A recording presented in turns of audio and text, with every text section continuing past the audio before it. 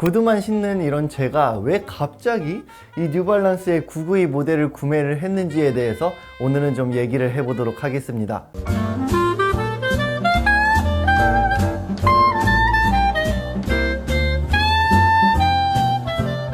안녕하세요, 호우씨입니다. 저는 포멀한 수트부터 캐주얼한 장르까지 정말 다양하게 옷을 입어오고 있지만 살짝은 포멀한 느낌을 주고 드레스업 하는 것을 좋아해서 그런지 1년 중에 거의 대부분은 구두를 신는 편입니다. 그 며칠도 제가 아주 옛날에 구매했던 솔로비에레라는 굽이 낮은 스니커즈를 신는 편인데요. 이런 제가 이번에 뉴발란스의 992를 한번 구매를 해봤습니다. 정말 비싸더라고요. 구두만 신는 이런 제가 왜 갑자기 이 뉴발란스의 992 모델을 구매를 했는지에 대해서 오늘은 좀 얘기를 해보도록 하겠습니다.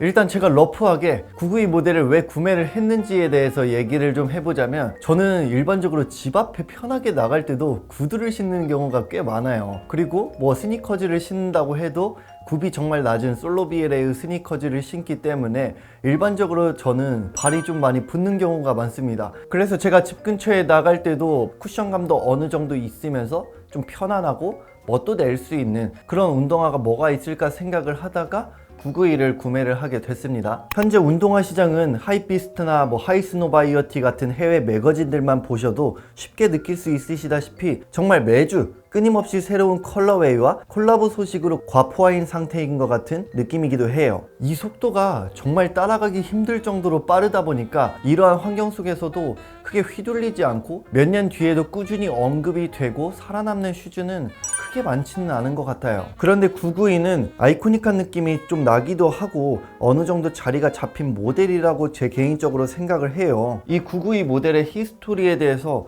가볍게만 이야기를 좀 해보자면, 먼저 뉴발란스는 1906년 보스턴에서 설립된 스포츠 브랜드인데요. 소위 말하는 뉴발란스의 99X 라인에 대해서 얘기를 하려면 1982년으로 거슬러 올라갈 필요성이 있습니다. 1982년에 가장 먼저 발매된 990은 기술, 핏, 편안함을 결합한 최고의 운동화를 만들고자 하는 열망에서 디자인된 모델인데요. 제가 알기로는 당시의 러너 시장이 미국에서는 굉장히 좀 확장하고 있는 상태이기도 하고, 사람들의 드레스 코드 또한 점점 더 캐주얼 쪽으로 많이 입는 형태가 좀 보였기 때문에 그런 흐름에 맞춰서 사람들이 좋아할 만한 디자인을 했다고도 알고 있습니다. 즉 쉽게 말해서 그 당시의 트렌드에 따른 디자인이라고도 말할 수 있겠죠. 그 당시 990은 최초의 $100 러닝화라는 가격표가 붙었을 만큼 굉장히 높은 가격을 초래했어요. 인기도 많았지만 가격이 저렴하지는 않았기 때문에 비방하는 사람들도 꽤 있었다고 해요. 그 이후에 99X 시리즈는 995, 6, 7, 8, 9,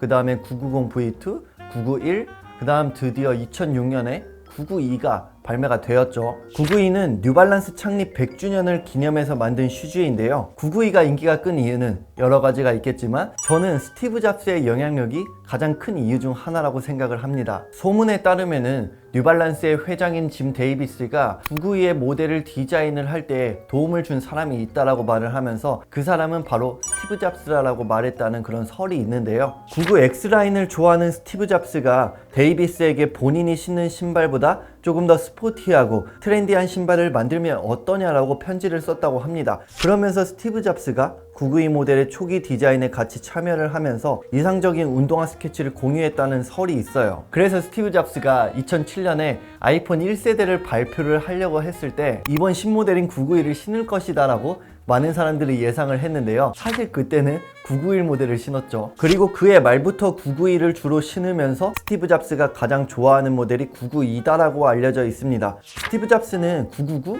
990, 991 등 여러 가지 모델들을 신었지만 왠지 스티브 잡스 하면 992가 조금 더 아이코닉한 아이템으로 생각이 나는 것 같습니다. 뭔가 어떠한 사람을 떠올렸을 때 아이코닉한 아이템이 같이 떠오르는 거는 정말 멋있는 것 같아요. 뭔가 그 사람을 대변해 주는 거라고도 생각을 하고 그만큼 그 사람의 아이덴티티가 잘 드러났기 때문이라고도 생각을 하거든요. 여러분들도 그런 거 있잖아요. 이 사람을 떠올리면은 이런 브랜드가 생각나, 이런 것처럼요. 992는 3년의 노력 끝에 2006년에 릴리즈가 돼서 그 당시까지 가장 가격대가 있는 모델이었고 사람들에게 사랑을 받았지만 기대에는 못 미쳤는지 2010년에 단종이 됐어요. 그리고 1년 후에 스티브 잡스가 사망을 하게 되고 많은 컬렉터들이 991을 사들이게 되면서 992는 구하기가 꽤 힘들어졌고 그로 인해서 자연스럽게 많은 사람들은 992의 재발매를 원했습니다. 그 후로부터 10년이 지난 2020년 드디어 992가 재발매가 되었죠. 2020년 버전은 2006년 오리지널 제품과 거의 그대로 유지되었지만 구성에 약간의 차이를 뒀다고 해요. 당연히 2006년의 기술력과 2020년의 기술력은 정말 많은 차이가 있기 때문에 당연히 자연스럽게 어느 정도는 변화할 수 있다고 생각을 하고요. 그리고 2020년은 제 개인적으로는 뉴발란스의 해였다고 좀 느껴졌습니다. 992뿐만 아니라 5년에 한 번 출시되는 1300의 출시, 카사블랑카나 아멜레옹도르 등과 같은 브랜드들과의 콜라보까지 이런 흐름들을 보면은 오리지널리티가 느껴지는 디자인, 그리고 조금 더 트렌디함을 보여줄 수 있는 협업, 이렇게 밸런스를 잘 맞춰가면서 굵직굵직한 이슈들로 1년을 좀 잘 끈 느낌이라서 2020년 하면은 저는 뉴발란스의 해라고 좀 많이 느껴졌어요. 이 992의 디자인은 사실 구독자 여러분들도 잘 아시다시피 정말 많은 채널과 플랫폼들에서 디자인적으로 설명해 주신 분들이 많기 때문에 저는 디테일하게 설명을 드리지는 않겠고요. 992는 뭐 아빠 슈즈라는 대명사가 있을 정도로 조금 벌키한 느낌이 있고 991보다는 조금 더 스포티한 느낌이 있죠. 피그스킨 스웨이드, 메쉬 소재 등 여러가지 소재로 이루어져 있고 뒤에 시그니처인 메이드 인 USA가 있습니다. 사실 가장 중요한 특징은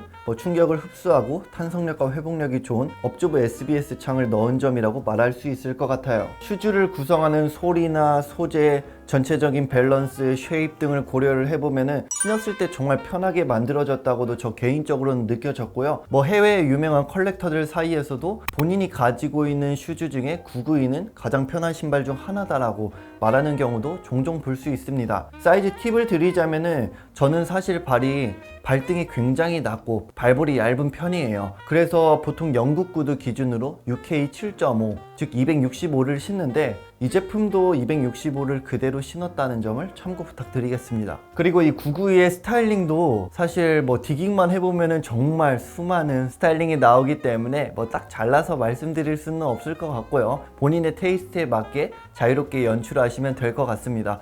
제 개인적으로 좋아하는 스타일링 3가지 정도만 가볍게 보여드리자면, 상의는 약간의 포멀함을 보여주고 스웨 팬츠와 볼캡을 통해서 조금 더 스포티한 느낌을 보여주면서 믹스앤매치 룩으로 입어도 좋고요. 아니면 광택감이 있는 텍스타일과 선글라스를 통해서 조금 더 드레시함을 보여주지만 실루엣 자체를 루즈하게 가져가면서 캐주얼한 우아함을 보여줘도 잘 어울릴 것 같고요. 아니면 정말 쉽게 스포티하고 캐주얼한 스웨 셋업에 툭 신어도 좋을 것 같습니다. 저는 다양한 장르로 옷을 입어오고 있지만 클래식함을 좀 기반으로 약간의 포멀함을 추구하든지 드레시함을 추구하든지 모던함을 추구하든지 등을 통해서 약간의 트위스트를 주면서 제 아이덴티티를 많이 표현하려고 노력을 하는 편인데요. 이런 제 테이스트와 992도 굉장히 잘 부합을 할 것 같아서 저는 이 제품을 구매한 것도 있습니다. 사실 뉴발란스라는 브랜드가 100년이 넘었기 때문에 클래식함이라는 키워드에 굉장히 잘 부합을 하는 브랜드이지만 992 모델 자체를 보면은 2006년에 릴리즈가 됐기 때문에 약 한 15년, 16년 정도밖에 안 된 클래식하다고 말하기는 조금은 어려운 모델이잖아요.